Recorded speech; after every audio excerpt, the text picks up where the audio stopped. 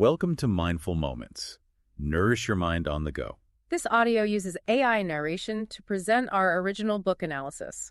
Today we're going deep, a deep dive into manufacturing consent, the political economy of the mass media. By Edward S. Herman and Noam Chomsky. It's a book that really pulls back the curtain on how the media, even when claiming objectivity, can function as a subtle propaganda machine. Filtering information to serve, powerful elites. Yeah, and the authors lay out this propaganda model.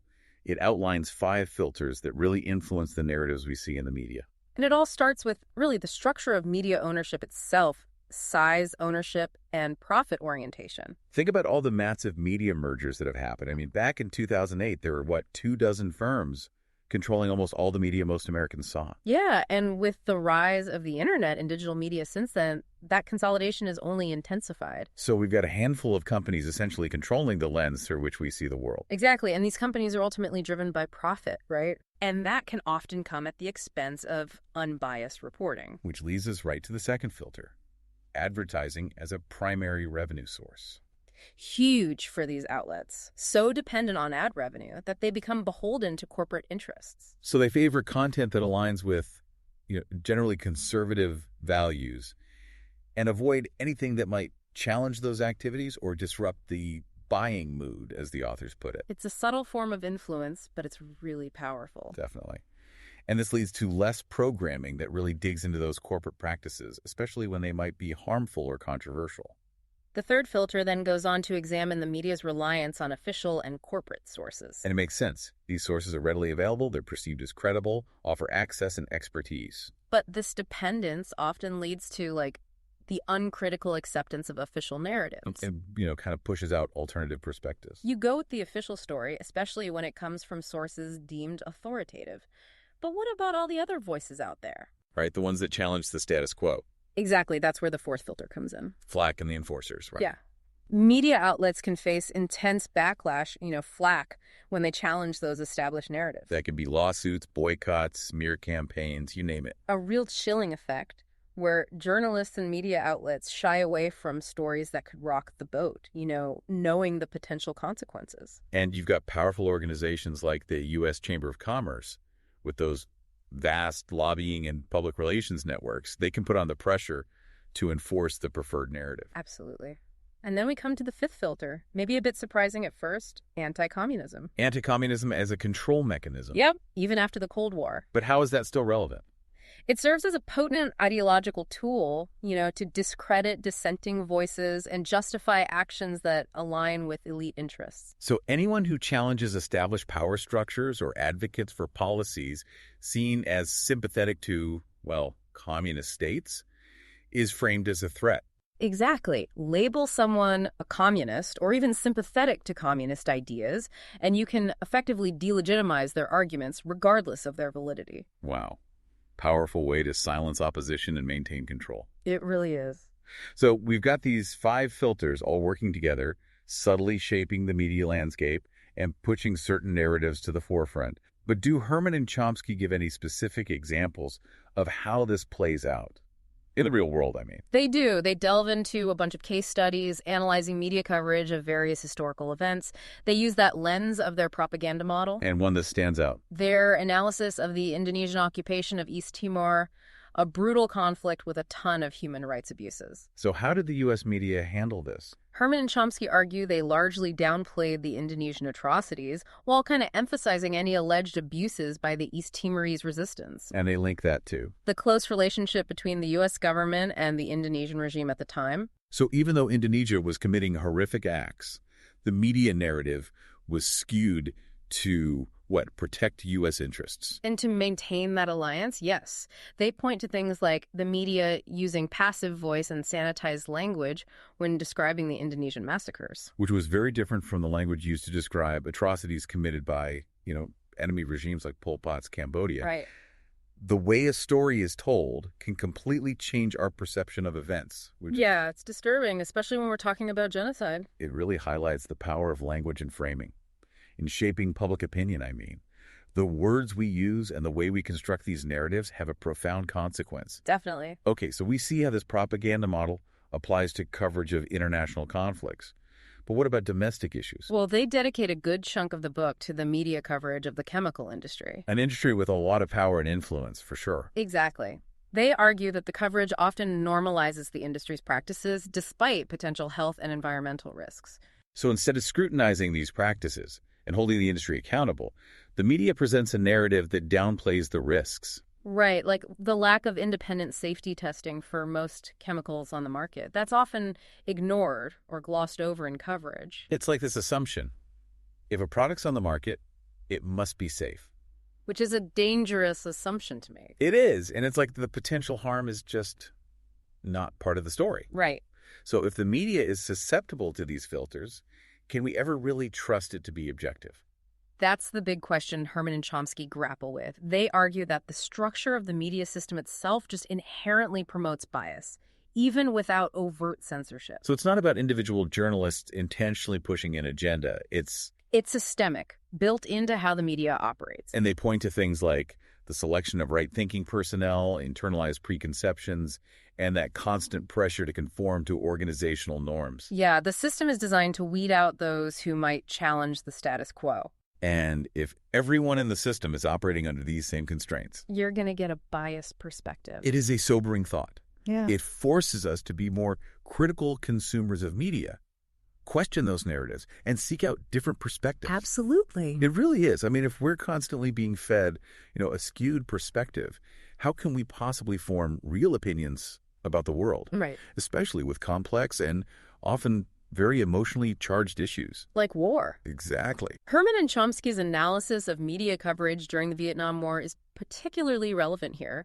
They argue that the coverage, often adhered to the official U.S. government narrative, portrayed the U.S. as this, benevolent force fighting against communist aggression, despite all the controversy and opposition to the war. Was there any reflection of those other opinions at the time, I mean? Not really. They criticized the media's reliance on government sources. Makes sense. Easy to get.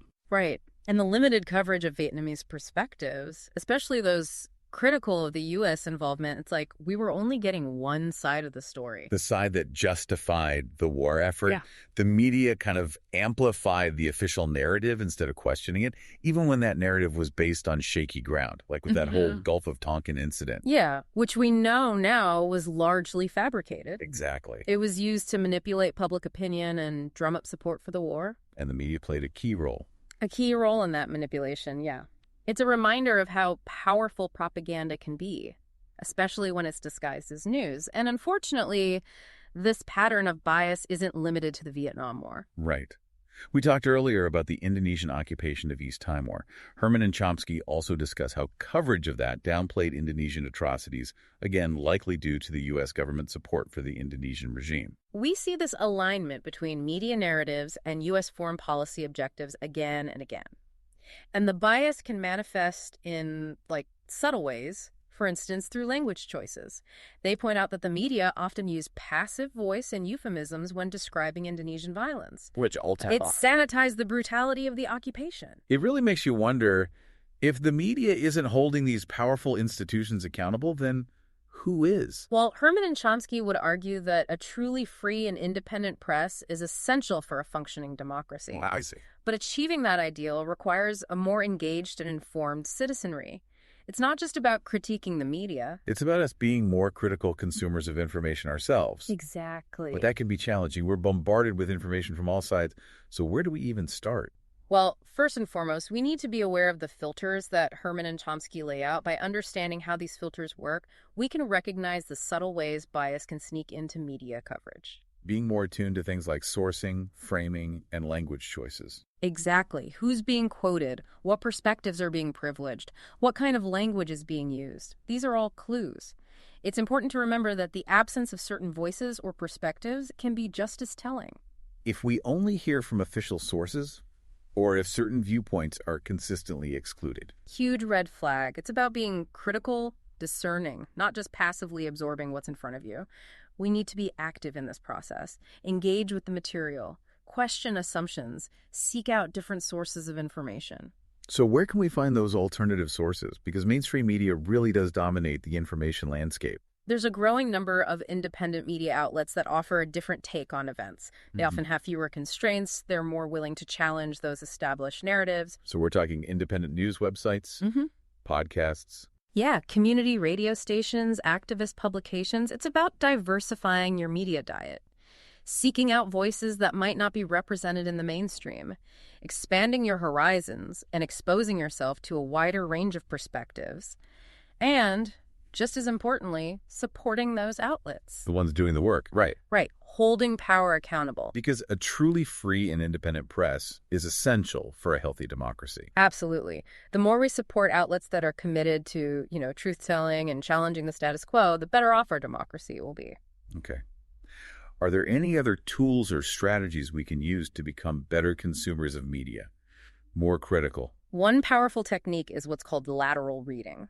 It involves opening up multiple tabs and comparing different sources of information side by side, seeing how the same event is being covered in different places. So instead of just reading one article or watching one news segment, we should cross-reference it, see if there are any discrepancies or inconsistencies. Right. By comparing different perspectives, you can start to identify potential biases, inconsistencies, or hidden agendas. It's a way to triangulate the truth, looking at the same event from multiple angles. Another thing to do is always consider the source of the information. Who's funding the publication? What are their biases, motivations? Because even seemingly objective sources can have an agenda. Absolutely. It's about understanding the context in which that information is being presented. Another strategy is to pay attention to your own emotional reactions. If you find yourself getting angry or upset by a particular story, it's worth taking a step back, asking yourself why. So being more mindful of how information is affecting us emotionally. Yeah. Strong emotional reactions can be a sign that you're being manipulated, Yes. or that you're letting your own biases cloud your judgment. Yeah. It's about being reflective, self-aware, recognizing that we all bring our own perspectives to the table. This isn't about becoming an emotionless robot. Right. It's about cultivating a more balanced approach. It sounds like becoming a critical consumer of media is a constant effort, a willingness to, question those assumptions and engage thoughtfully. Critically. A journey, not a destination. It is a journey. And it can feel kind of daunting, honestly. Huh? After a deep dive like this, it's easy to just feel cynical. Yeah. Like if everything's biased, what's the point? I get that. But I think manufacturing consent is actually a much more empowering message than just tuning out. Okay. They're not saying to give up and stop paying attention. Right. It's the opposite, really. They're giving us the tools to understand how these narratives are constructed. Yeah. And that gives us more power as media consumers. Agency. Exactly. Thinking back to those 5 filters, we can actually apply them to news we see every day. We can. Let's say there's a story about, a big chemical plant fire. Okay. Now we can ask ourselves, okay, how is the company's PR machine shaping this story? Right. Are there alternative sources? Maybe from the community directly affected. That offer a different perspective. Yeah. Or if you're seeing coverage of a foreign policy issue, what are the U.S. government's interests here? Are those interests being reflected in how this story is being framed? It's not about rejecting everything outright. It's about developing a critical eye. And the book gives concrete examples of how to do this.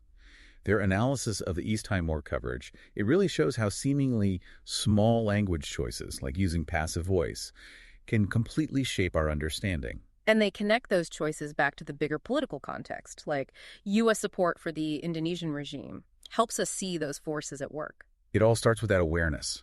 Once we see these filters, they're everywhere.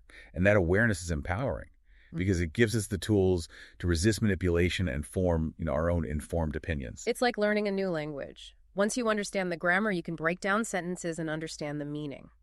Manufacturing consent, it gives us the grammar of media literacy. So instead of feeling overwhelmed by this constant flow of information, we can see it with more clarity. We can recognize those biases, those agendas, and make more informed choices about what we believe and how we act. It's about reclaiming our agency as consumers of information, becoming active participants in the construction of knowledge. And it's not passive. It takes effort. A willingness to question those assumptions, seek out different perspectives, and engage in ongoing reflection. It's worth it, though. In a world where information is power, the ability to think critically about the narratives we see, it's more important than ever. Absolutely. So think of manufacturing consent as a guidebook, a tool to help you navigate that complex and often misleading world of media and information. Challenge yourself. Apply those filters to the news you encounter.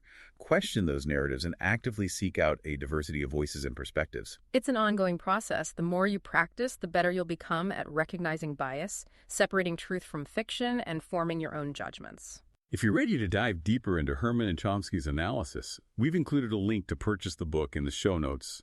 We think it's a must-read for anyone who wants to understand how power works in the information age. And if you found this deep dive helpful, be sure to subscribe to our channel for more insightful explorations of the ideas that shape our world. Until next time, keep questioning, keep learning, and keep those minds mindful.